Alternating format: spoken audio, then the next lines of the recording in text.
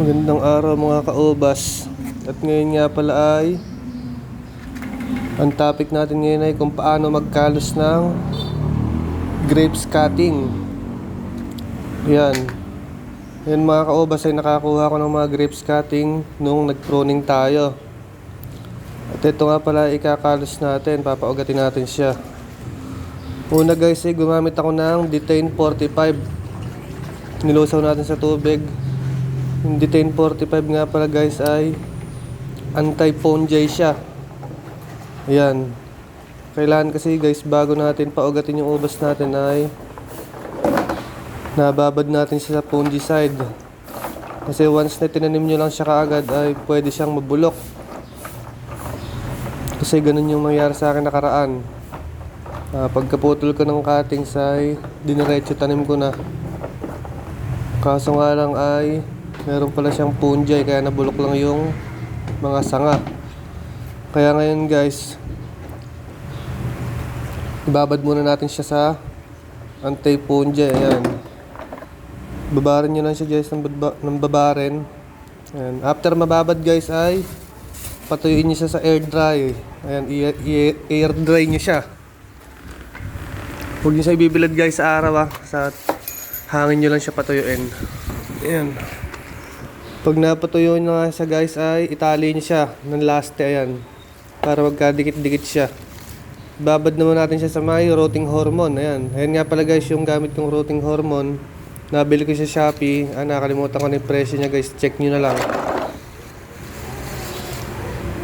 Pagkatapos ko siya guys ibabad ay naglagay ako ng mga papel na basa. Ayan guys.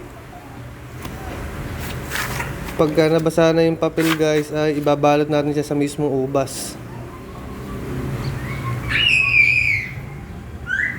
Yung rotting hormone nga pala guys is nakakatulong para mas mabilis siya mag-ugat. Kung wala naman kayo guys ganong rotting hormone, pwede nyo gamitin yung aloe vera. Ayan, nakakatulong rin siya para makapagpaugat. Aloe vera. Ayan guys, pagkatapos natin siya ibabad sa rotting hormone ay balutan natin siya ng mga papel.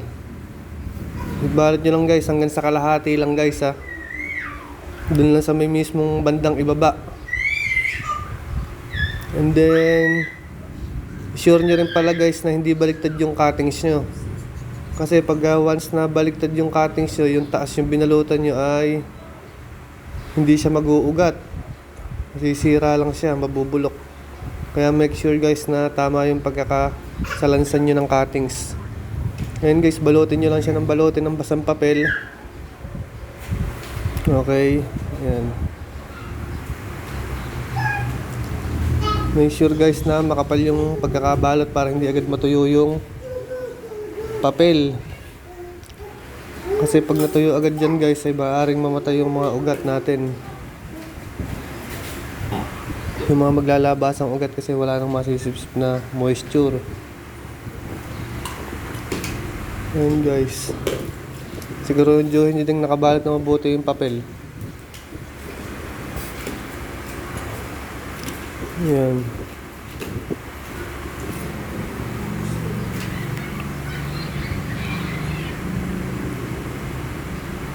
Dito nga pala guys, ang kagandahan kasi sa ginaganitong kalyus ay mas maunang lumabas yung ugat niya kaysa sa may mga sanga. Kasi guys, pagka yung cuttings ng ubas ay itanim naman nyo agad sa mga lupa or mga paso or dinirect nyo agad sa mga tanim talaga guys, ay ang maunang lumabas sa kanya ay yung sanga. Diba yun, maaari siya guys ma-dieback pagka mas naunang lumabas yung sanga niya. Ang kagandahan dito guys ay ang maunang lumabas dito ay yung ugat. Kaya pag may ugat na siya guys ay pwede natin siya ilipat sa may lupa talaga. Tsaka pa lang siya magsasanga. Mas malakas yung chance ng mabuhay.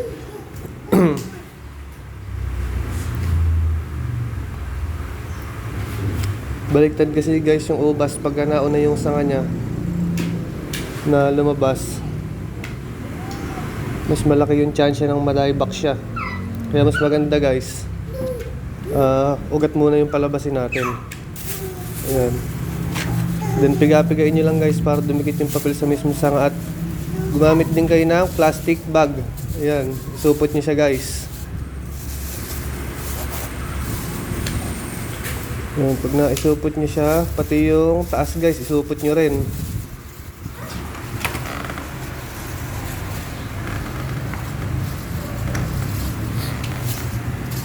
Magkabila guys, isupot nyo para hindi tumapon yung moisture nya. Ayan, higpitan nyo guys. Kasi ang iingatan natin dyan guys ay matuyo. Ay matuyo yung moisture, kasi guys hindi siya magtutuloy pag natuyo siya, pag na-dehydrate.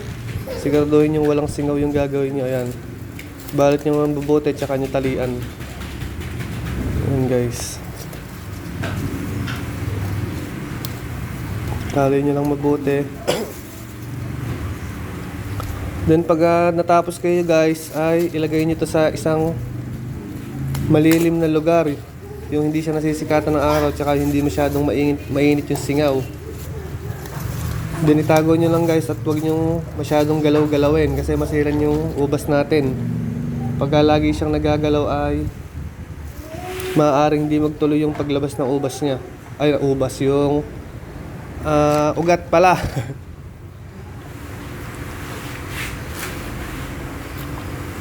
Tapos guys, balikan niyo siya after mga 1 month. Kasi ang calculation natin guys, yung labas na talaga ng ugat niya, yung poly ugat talaga siya, mga 1 month guys.